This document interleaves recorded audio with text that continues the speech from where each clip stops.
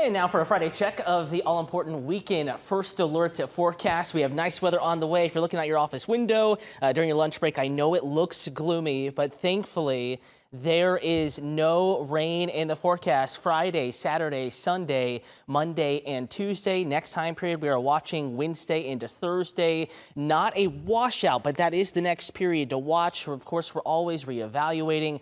First alert, meteorologist Fred Campagna and Patrick Pete and I will be reevaluating the end of the 7-day forecast.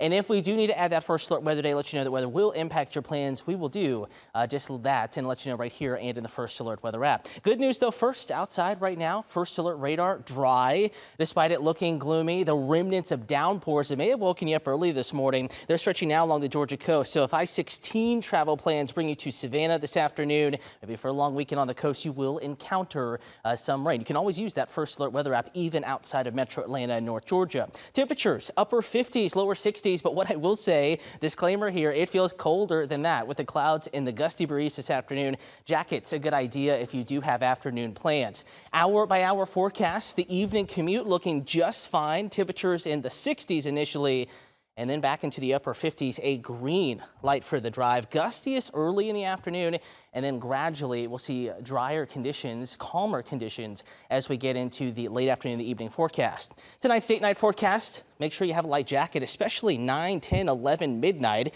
Notice how quickly it gets cool from 50s to 40s. That breeze continues. It will feel chilly for sure.